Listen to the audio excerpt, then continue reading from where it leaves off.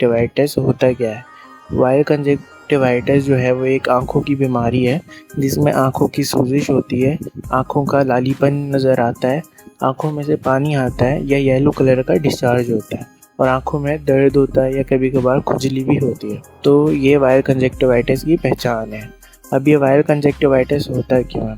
Viral conjunctivitis जो है एक वायरस की वजह से होता है जिसका नाम है एडिनो वायरस। और हम इससे बचे कैसे और हम इसका इलाज कैसे करें वो हम आपको बताते हैं। वायरल कंजक्टिवाइटिस का उर्दू में नाम है अशोब चशम और वायरल कंजक्टिवाइटिस एक वायरस की वजह से होता है और ये छूने से फैलता है। तो सबसे पहली बात आपको अपने हाथों का साफ ख्याल रखना चाहिए, साफ सफाई का बहुत ख्याल रखना चाहिए। आप हमेशा अपने हाथ धोकर आँखों को छुएं और किसी और से मिलाने से पहले अपने हाथ सैनिटाइज करें ताकि ये जो वायरल है ये ना फैले एक दूसरे से, आपकी फैमिली मेम्बर्स जो हैं वो सेफ रहें, उनको वायरल कंजक्टिवाइटिस ना हो, अशोब चशम ना हो। हाथों को धोने के साथ साथ अपनी आंखों को ठंडा रखें, आंखों को ठंडे पानी से धोएं, गर्म पानी का इस्तेमाल ना करें क्योंकि गर्म पानी इस्तेमाल करने से आपकी आंखों में इरिटेशन हो सकती है। आपको कंबल खीरे जो हैं वो अपनी आंखों पे लगा सकते हैं ताकि वो थोड़ी सी सूत हो जाएं और ठंडी रहें। अशोब चशम की मेडिकेशन में सबसे जो इम्पॉर्टेंट ड्रग है वो है एंटीवायरल। हम एंटीवायरल ड्रग लेते हैं। ये जो कंजक्टिवाइटिस हो रहा है ना, वायरल कंजक्टिवाइटिस जो हो रहा है वो एक वायरस की वजह से हो रहा है, तो हम उसके लिए जो ड्रग्स लेते हैं वो हम एंटीवायरल लेते हैं।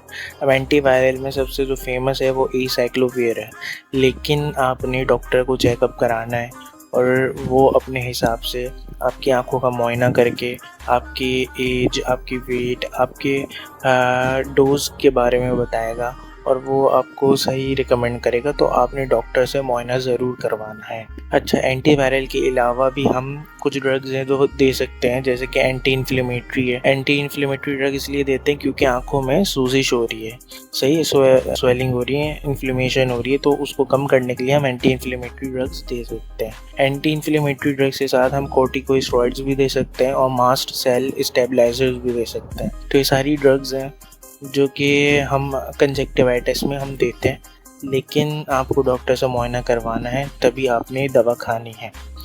मेडिकेशन के साथ साथ आप अपनी आंखों को आराम दें। आंखों को आराम देना भी बहुत ज़रूरी है, उनको ज़ोरदार जो रोशनी होती है ना उससे बचाएं और आराम से आंखें बंद करके लेटे रहने से भी आपको बहुत सुकून का एहसास मिलता है।